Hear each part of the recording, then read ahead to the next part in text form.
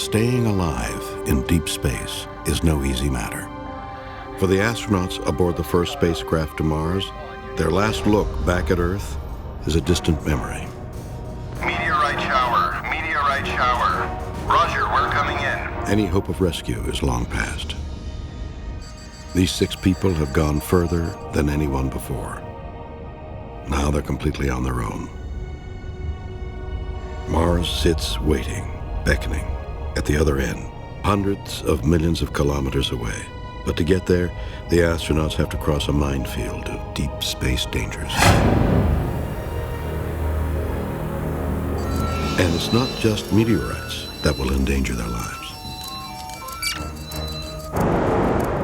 Weightlessness seems like harmless fun, but months in zero gravity wreak havoc on the human body. They will come back with the bone of a 90-year-old individual. Bone and muscle loss have plagued long-duration flights for almost 30 years. Artificial gravity is the holy grail when it comes to long-duration weightlessness on your way to Mars.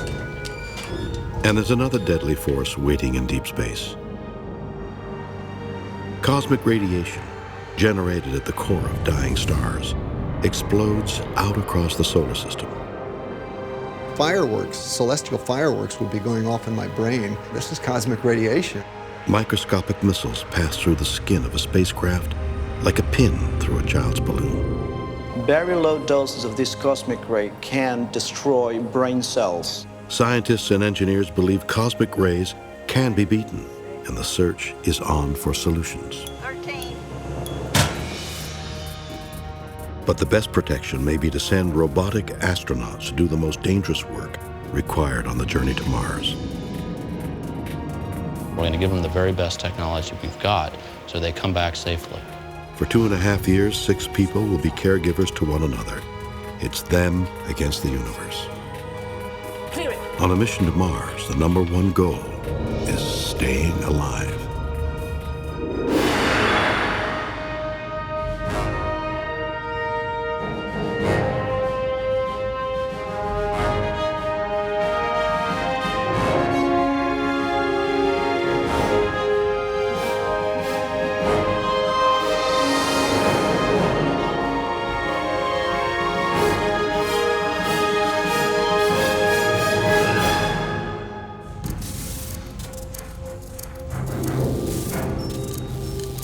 This is not really what life is like in deep space. TV and movies make it look easy by adding make-believe gravity to their make-believe spacecraft. This is the reality of zero gravity. No gravity at all, everything floats. People who've been there like it. You know, you're out in space and it is effortless. You're just literally floating everywhere. It's absolutely wonderful. It is so easy to move about by just pushing on a wall. A small little pressure and you float in the other direction. But it's not good for your body. We end up losing muscle mass, we end up losing bone mass, and we also lose the ability to stand upright or even to sit upright. U.S. astronaut Heidi Piper trained like all her colleagues for a space shuttle mission in 2006. But when she returned to Earth, Piper got a surprise. And so I figured I could stand here, standing enough. Piper's legs buckled after just 12 days in weightlessness. How will the Mars crew be affected by up to 2 years of zero gravity? Retired U.S. astronaut Jerry Linenger knows all about the muscle-sapping power of zero gravity. He spent over 3,000 hours in space, including nearly 5 months on the Russian space station Mir. In that time, he lost 65% of his muscle strength. Before zero gravity, Linenger could easily lift 45 kilos over his head. After 5 months, weightless in space, he could only manage 16 kilos. You're my main guy, yeah. 2 or 3 year trip to Mars, I think you can expect some very severe muscle atrophy. It's estimated the trip to Mars, 6 months there and 6 months back, would result in a 50% loss in muscle strength. And it's not just the muscles that are affected. Zero gravity is tough on the bones, too. For a 40, 45-year-old male going out on that trip and coming back, they will come back with the bone of a 90-year-old individual. The bones lose their calcium and become brittle. They could snap just opening a hatch. A misstep could break an ankle or a leg. None of us want to go and send an astronaut to Mars and have him or her land there weak, jellyfish, unable to support the skeleton, risk of fracture. For the Mars mission, finding a solution to zero gravity is top on the agenda. The Russians may have the answer. They already have experience with long-duration flights and its effect on cosmonauts. For 20 years, they've been looking for a solution. The fix may come by creating weightlessness on Earth. After just 7 days stretched out in a rubberized bag, floating in water, most test subjects lose 40% of their strength. To beat that effect, engineers have created a suit fitted out with bungee cords that will make their muscles work all the way to Mars. And electronic pulses that trick leg muscles into expanding and contracting. It's not high tech, but it goes some way to keeping the bones and muscles in shape. The standard countermeasure in orbit now is daily workouts. 2 to 4 hours a day of grim exercise, very unpopular with the crews. A lot of self-discipline, though, to get on that treadmill in the first place, because it is not a very pleasant experience. And it's not all that effective. You just have a hard time countering 22 hours of floating effortlessly. The best way to solve the problem is to create gravity on board the Mars ship. Artificial gravity is the holy grail when it comes to protecting the astronauts against the deconditioning that goes with long-duration weightlessness on your way to Mars. To create artificial gravity, the Mars spaceship must be designed to spin. It works like a merry-go-round. The centrifugal force presses on the crew's bodies, just like the Earth's gravitational pull. Early designs of artificial gravity spacecraft were huge, too big to be practical. Up to 100 meters in diameter, spinning very slowly. Guaranteed to work, guaranteed never to fly because of its expense. But one design which is very appealing and would not be terribly expensive would consist of a spacecraft and its power supply separated by a tether. The Mars spaceship will start the journey like a rocket. But when it hits cruising speed, they cut the engines and switch to the slow turning mode. Spin up for artificial gravity has been initiated. 0.7 G at 4.5. When the spacecraft reaches the right spinning speed, it establishes artificial gravity for the crew.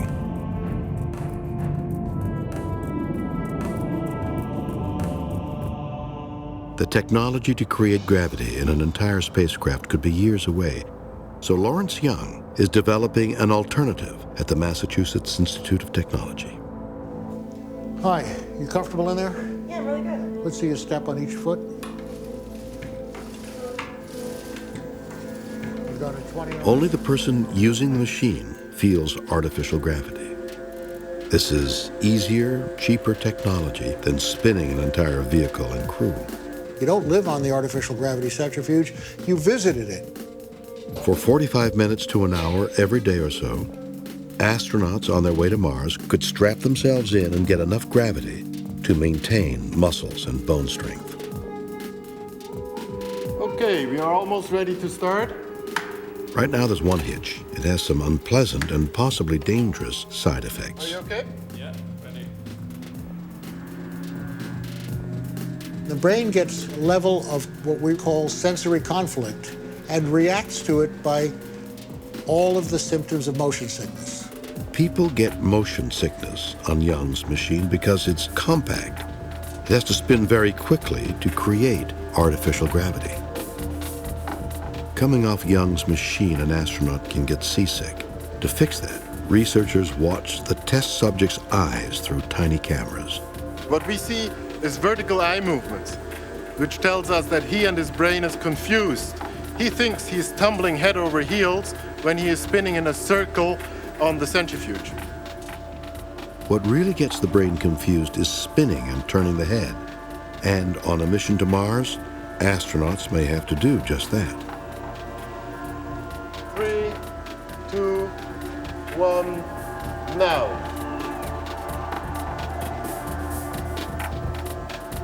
A crew member, confused and seasick for even a short while, is not an option.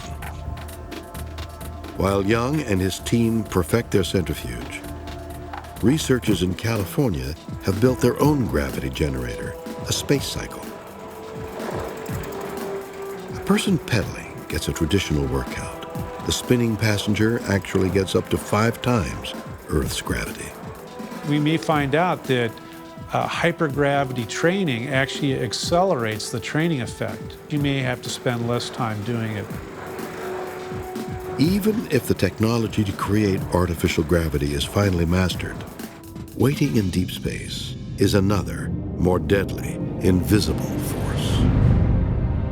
Microscopic bits of matter can blast right through the skin of the spacecraft and through the bodies of the people inside.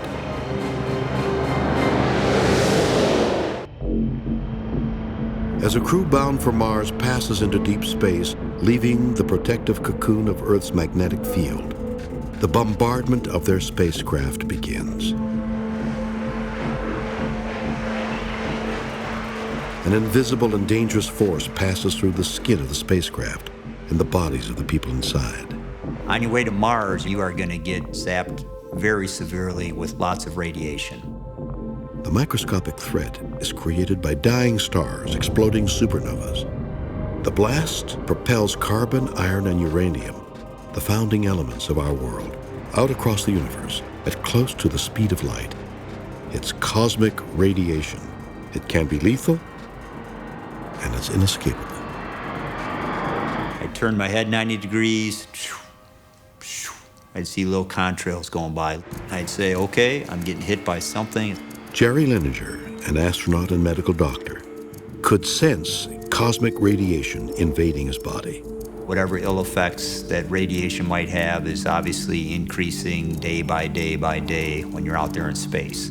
Sometimes at night, I used to sleep on a wall. I used to sleep upside down on the wall, close my eyes, and all of a sudden I'd see flash, flash, flash. Sort of looked like a pinpoint light, very bright. Jeffrey Hoffman, another former astronaut, had similar reactions to cosmic radiation during 1,200 hours in space. I would be sitting there with my eyes closed, and these fireworks, celestial fireworks, would be going off in my brain. And you realize, yeah, this is cosmic radiation. Linenger and Hoffman react to their cosmic radiation exposure with the expected astronaut bravery, but their health could yet pay a price. Cancer. Cosmic rays pierce cells, damaging DNA strands. The damaged DNA becomes mutated and cancerous when it can't repair itself completely and multiplies itself millions of times. They're going to probably take older people on that mission to Mars. I don't think it's going to be the 35-year-old person, because the lifetime cancer risk when that person comes back is going to be very high. So you have to tell them that risk up front, maybe take an older, healthy person, and you live with that cancer risk when you get back. Cancer is a long-term threat. The short-term health danger for astronauts is equally frightening. Brain damage. Engine throttle back. The area of the brain most vulnerable is the part that's vital to learning and memory. Terra Nova Houston. We show all systems nominal. NASA is using one of the largest tools on Earth, a particle accelerator, to learn more about the effects of cosmic radiation. Researcher Marcelo Vasquez loads a liquid containing brain cells into the accelerator. The accelerator is buried underground. Put simply, it's a huge circular racetrack for subatomic particles. Powerful magnets placed around the track accelerate the particles to half the speed of light. The speeding particles smash into the brain cell samples. This is how cosmic rays in outer space enter the brains of astronauts. Okay, we are ready for next exposure. Vasquez wants to know how many direct hits human brain cells can take. He's got bad news for astronauts involved in a long-haul mission to Mars. Very low doses of this cosmic ray can destroy brain cells. Cosmic rays can leak through Earth's magnetic field. Astronaut Jerry Linenger was hit by cosmic rays while on Space Station Mir inside Earth's orbit. There was no place to hide. You are going to get zapped with lots of radiation. Try to get behind a lead battery, try to cover up, do whatever I could. You just have to live with it. So far, Linenger has suffered no long-term effects. But in deep space, taking the full force of the radiation, the Mars crew would be susceptible to brain damage. A crew member with a shaky memory and a sudden learning disability could endanger the mission. The only solution is to find a material that can shield the spacecraft. But that's not as easy as it sounds. You're not going to be able to shield a vehicle unless you make it out of lead, and you just can't launch a vehicle like that. Lead is far too heavy, but NASA must find a better shielding material if they're going to Mars. The search for a new lightweight shielding material is going on here at NASA's research lab in Langley, Virginia. 4, 5, 6. Okay, so this is specimen number 1. We're studying this for our radiation shielding project. So we're gonna pull it in tension. You've got it loaded, Steve? Yes. Before materials engineer Sheila Thibault can sign off on a material to protect astronauts from the deadly atmosphere at deep space, it has to meet exacting standards. Thibault has watched hundreds of these procedures searching for the perfect material. This is 16 years worth of effort to find the perfect shielding material for a human mission to Mars. We have learned that a material with high hydrogen is very good. Luckily for the engineers, hydrogen can come in several forms: the astronauts' food supply, drinking water, or even human waste. One shield is made of a surprisingly familiar product. This is polyethylene, and that works very well for radiation shielding. Polyethylene is so good, it's used by the crew of the International Space Station to line their sleeping quarters against cosmic rays.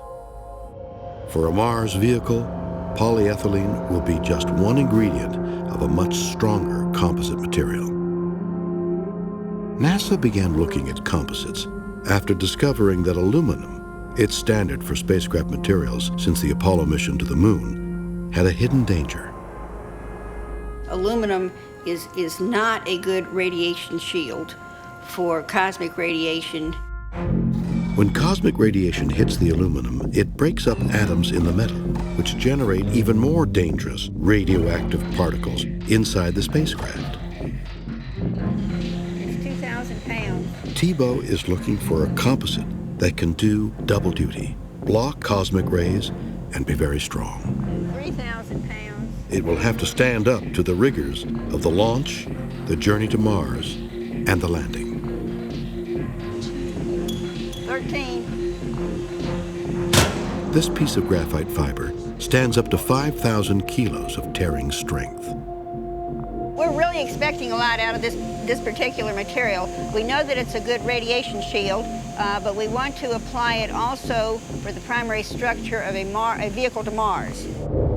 The astronauts' lives depend on the right choice. The team at Langley has only one chance to get it right.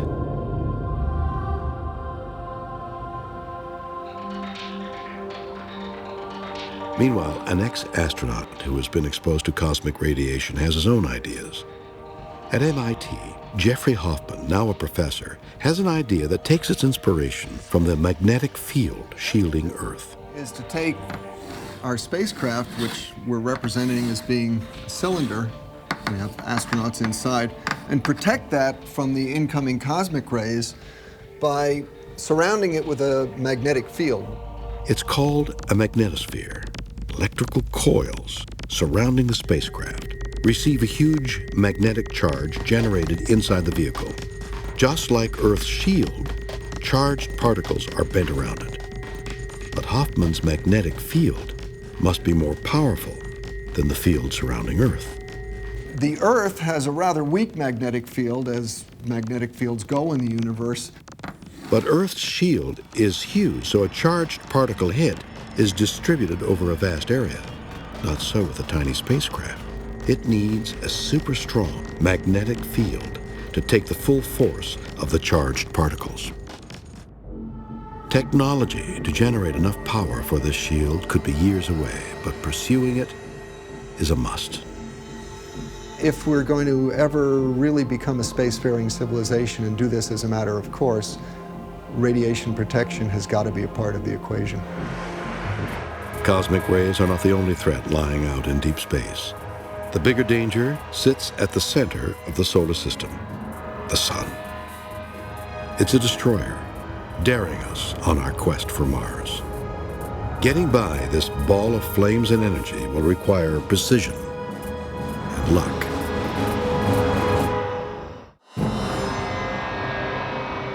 The sun, centerpiece of our planetary system. It gives life, but in the case of a mission to Mars, it can end life horribly. Attention, solar monitor confirms flare eruption. Central, predict magnitude. X20. We have less than an hour before the proton storm reaches us. It's the Goliath of the solar system. Just 1 second of its energy could power North America for 9 million years. Sometimes without warning, the sun's power flips out of control. Solar flares erupt with the energy of 40 billion Hiroshima-sized atom bombs. Flares precede solar storms more powerful than 10 million volcanoes, pushing charged particles across the solar system. All this poses deadly odds against human explorers in deep space. These charged particles can be devastating, but a major storm without protection could really cause acute illness and potentially death. On Earth, a thick atmosphere and our magnetic shield take the brunt of the sun's energy. But even so, solar events can sometimes disrupt global communications systems and electrical power grids. Very high energy particles actually made that transition, that transit from the sun to the Earth in about a third the speed of light. So they were here in about 15, 20 minutes. And yet we don't quite know what causes that. That's correct. It's, again, another big challenge. Yes, right. No space weather storms observed the past 24 hours. Space weather for the next 24 hours is expected to be minor. Clearly, the sun must be on our enemy list on the voyage to Mars. In Boulder, Colorado, people are watching the sun 24/7. Satellites send back information. The key is tracking the sun's magnetic fields. They can twist so violently, the sun's magnetic north and south poles trade positions. We are seeing a high-speed solar wind stream, so we are seeing some elevated electrons over the next few days that may impact spacecraft. Forecasters look for sunspots, the first sign that a solar storm is brewing. But there's so many variables. We're talking about a distance from the sun to Mars of over 140 million miles. Sometimes solar storms move too fast, millions of kilometers an hour. To get accurate forecasts of impending solar storms, the mission planners would have to launch several satellites designed to give weather warnings ahead of the manned launch to Mars. The best advance warnings solar storm forecasters can give right now may not be fast enough. It's not quite adequate, is it, to give 10 to 15 minutes? They need more time to protect themselves from that kind of radiation. It's, again, another big challenge. The science of solar forecasting is evolving. Some of NASA's Apollo missions were sent up more with hope than certainty about potential solar storms. Any future missions that we have involving great excursions away from the Earth, we're not going to be able to rely on luck. The odds against encountering a solar storm on a 12-day moon mission are slim compared with the months of deep space travel to Mars and back. It's almost inconceivable to me that we could have a Mars mission and simply hope that there wouldn't be a major solar event. Daniel Baker thinks solar storms are so dangerous they require a specially designed shelter. One component is part hydrogen. Imagine a layered system with a heavy metallic inner core into which people could crawl, and then around that might be lighter materials like water. Hydrogen in the water helps shield the crew members from the radiation. They'll have to stay there for the duration of the storm. They've been known to last for weeks. If charged particles get through the spacecraft's skin, they could overload microprocessors, shutting them down. If a reboot doesn't get the system back online, the Mars astronauts are in trouble. Radiation-hardened electronics with multiple backups are now in development. A Mars vehicle is run by computers. Blank screens on vital operation systems could turn the spacecraft into a casket. Perhaps the most ambitious proposal for beating back solar radiation once again takes its cue from Earth's protective magnetic shield. Researchers at NASA's Kennedy Space Center call this an electrostatic radiation shield. Its center ring is positively charged. The outrigger is negatively charged. The two force fields should combine to deflect solar radiation. When the spacecraft gets close to Mars, it slips out of the inner ring and moves on to the red planet. NASA had its first brush with a solar radiation storm danger on the International Space Station in 2005. The vehicle was hit by a wave of charged particles packing millions of volts. All on board survived. But had an astronaut been outside spacewalking, it would have been tragic. Over the course of the journey to Mars, spacewalks for maintenance and repairs could be unavoidable. We have to make the call as soon as the flare erupts, so we have to get to that point where we can tell when that eruption is going to occur, hopefully an hour or two in advance. We are not there right now. Going outside the spacecraft, Mars mission planners are doing everything they can to protect the astronauts, and that may include replacing them. Robotic astronauts will stand in for humans, taking on dangers never faced before in space exploration.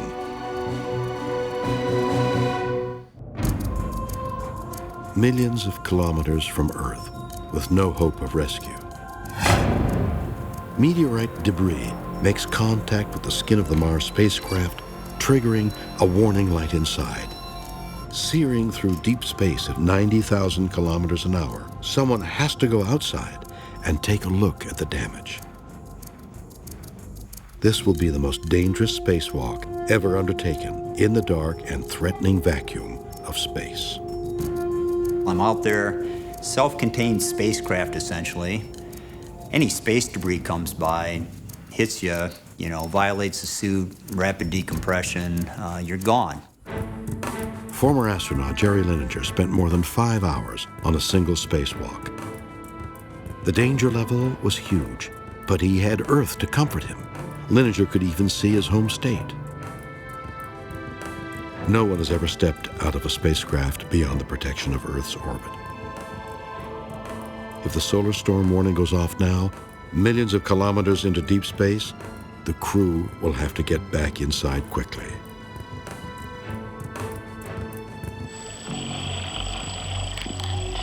Spacewalking isn't so different than deep-sea diving.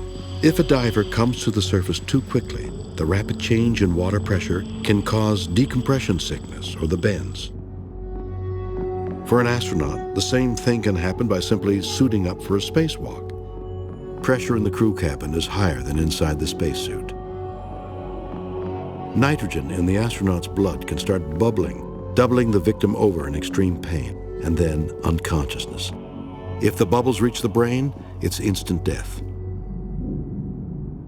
Spacesuit engineering is complicated. In the 60s, the Russians thought they beat the bends, but almost killed a cosmonaut. Preparing for a historic first spacewalk, Alexei Leonov's spacesuit was pressurized to the same level as the spacecraft. But Leonov couldn't fit back into the spacecraft. His spacesuit had expanded. Trapped in space, he had to think fast. Hanging by a tether in space, Leonov had to open a valve on his spacesuit, bleeding off oxygen until he could squeeze back inside. Astronauts gearing up for Mars must get through boot camp at the Johnson Space Center. It's much easier to practice and rehearse a procedure here where we can stop if we have to, verify something, change out hardware. Canadian astronaut Dave Williams spent 16 days on a space shuttle mission. Williams trains others for spacewalks. They practice on an exact replica of their spaceship. It's pretty amazing to train underwater at this neutral buoyancy laboratory. In many ways, it's identical to performing a spacewalk. Underwater rehearsals give astronauts the feel of working in outer space, but some situations can't be practiced in water. Every astronaut's nightmare is the tether breaking. They would drift into the dark silence of space, dying alone when the air runs out. The safety backup for this scenario is a rocket pack, updated from the original, built 30 years ago. And this is how they train to use it. 7, 6, 5, 4, 3, 2, 1. Do a pitch maneuver so you're facing where you came from. When you come off structure and you're tumbling head over heels, you need to be able to reorient yourself to where you came off structure and start getting back to that location. There's really no other way to train that except in the virtual reality world. So I'd reach out, probably just grab onto structure here. So, looks like we've got it. You got it. Beautiful. 52%. And it was 4 minutes, 56 seconds. Plenty of battery left still, too. Yeah, we're just going to reset it. We take this very seriously. It's very real when we're interacting with the visual environment. We treat it like we really would be flying it. Rocket packs, a staple of deep space science fiction, are now the one thing standing between an astronaut and death. You're always tethered in 2 different places. If one tether breaks, you're still tethered to structure. And this would be a last resort if you came loose. The next step for NASA is to minimize the human factor in the spacewalk. The answer, a huge innovation. A machine created to withstand the deep space threats of a mission to Mars. Meet Robonaut. We will probably never send people alone. We're going to send them with machines of all kinds. This member of a Mars crew will never suffer from bone or muscle loss, cosmic rays, and solar storms. But Robonaut has some eerily human qualities. Opposable thumbs are known to be a pretty good gadget, and we should have them. The ability to grasp an object designed for a human hand is a functional need. Robonaut is tougher than any astronaut, but not quite as skilled. For that reason, it needs some human guidance. A strong and silent type, Robonaut will be the ideal workmate. So we've really designed Robonaut to be an astronaut's assistant, to work with them safely.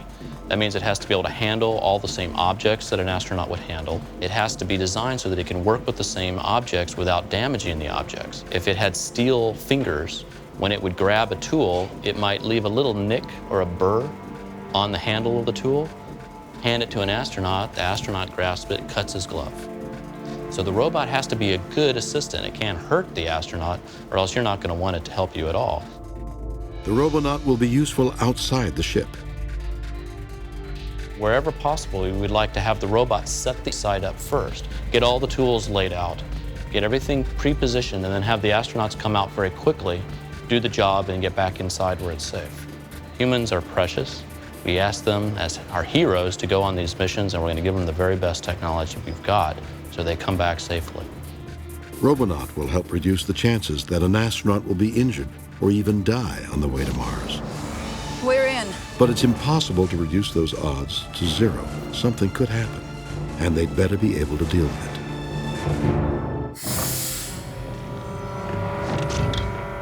6 people, 2.5 years together, in a spacecraft traveling at an average 90,000 kilometers an hour, going hundreds of millions of kilometers to another planet and back.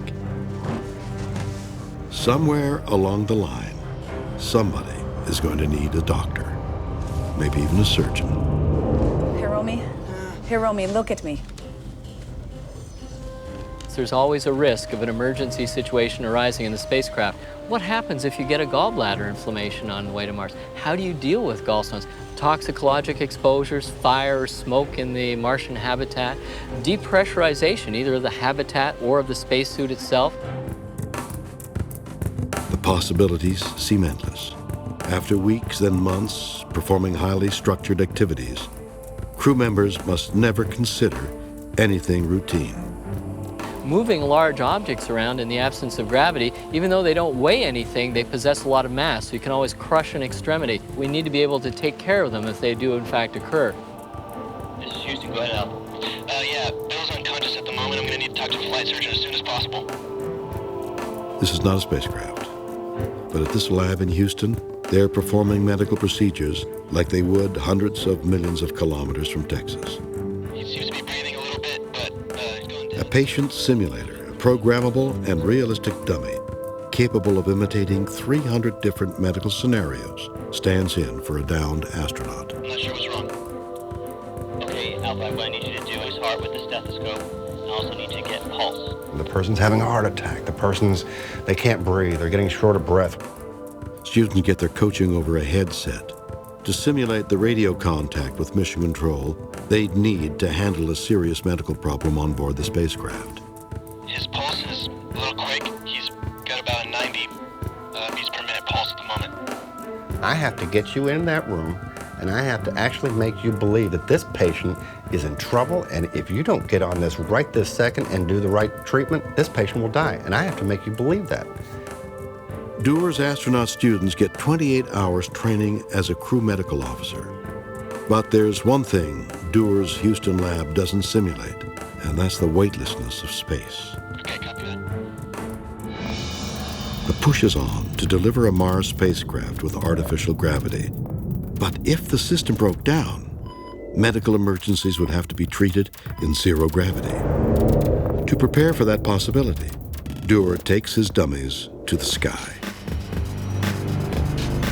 This is an airplane that goes out at 34,000 feet, and then when you come up and over the top, you're at 0 Gs for approximately 30 seconds. They call it the vomit comet because a lot of people get sick to the stomach. Most get used to the jumpy ride, but getting even a simple medical procedure down is tough. In zero gravity, everything's floating off. You have to secure one piece under an arm. You have to secure another piece under another arm. You have to secure your own legs. You have to secure the pack. Otherwise, things are just floating all over the place. It's darn difficult. If I try to press on their chest, I go flying off one direction, the patient goes flying the other direction.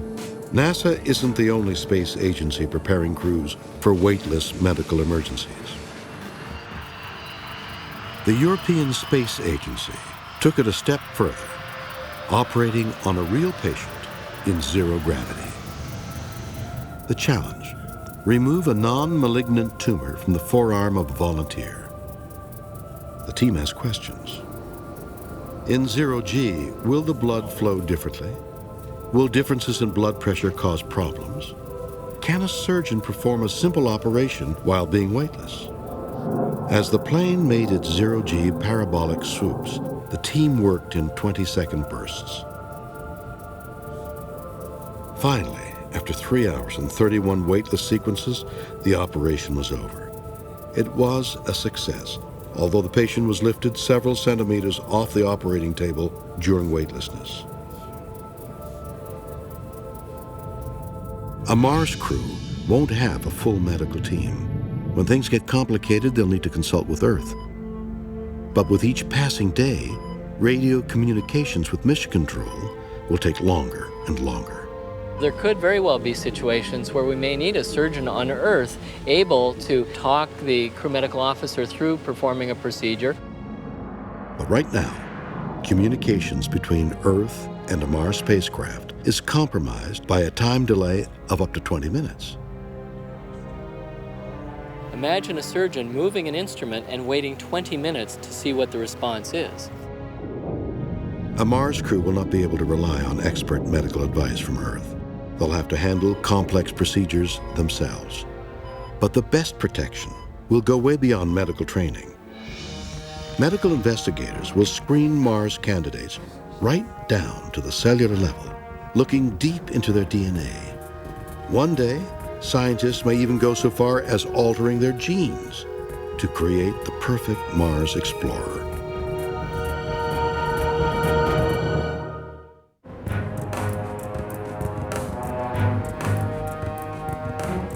Today, all astronauts are strictly monitored, probed and prodded, screened for every possible disease.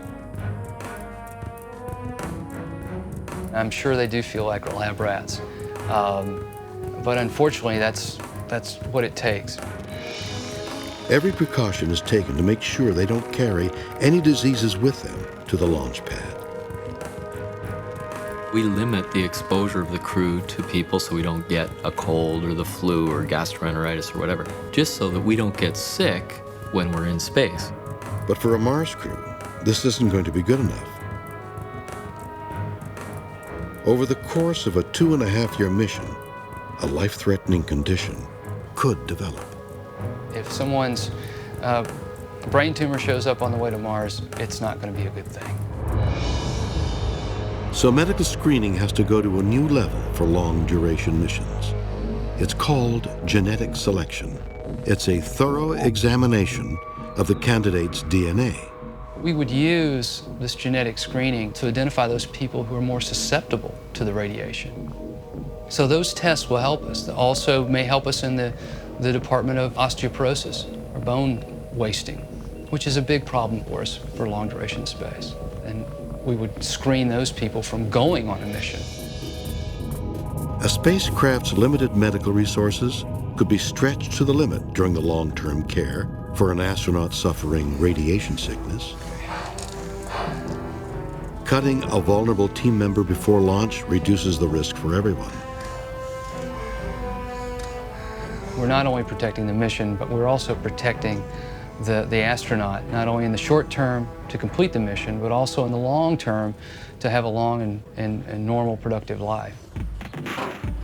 If you want a machine to perform better, you have to know it inside out. Dave Williams believes medical science is getting closer to knowing how to get inside an astronaut's genetic code to improve their performance and reliability in space.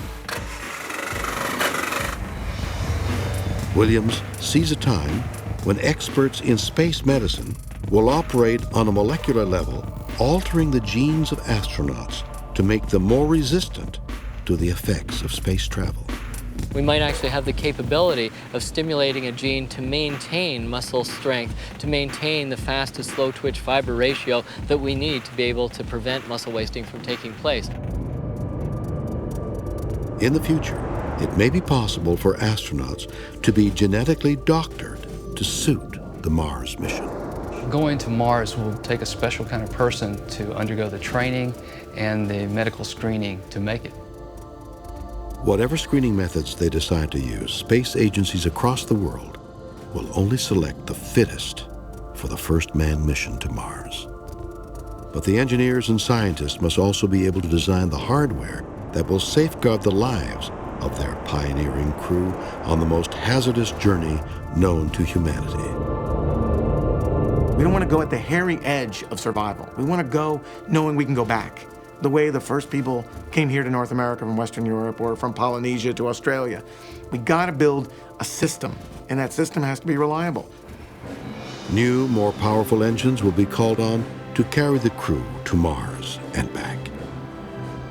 Getting a manned mission millions of kilometers to Mars is a monumental engineering challenge, and it will be met. But accomplishments measured in thrust and speed mean nothing if the people on board do not survive. The weakest link, as well as the greatest strength of any successful mission to Mars, remains the crew. Nobody's perfect, huh? And keeping them alive is the #1 priority. But some of the greatest threats to the mission could come from within the crew.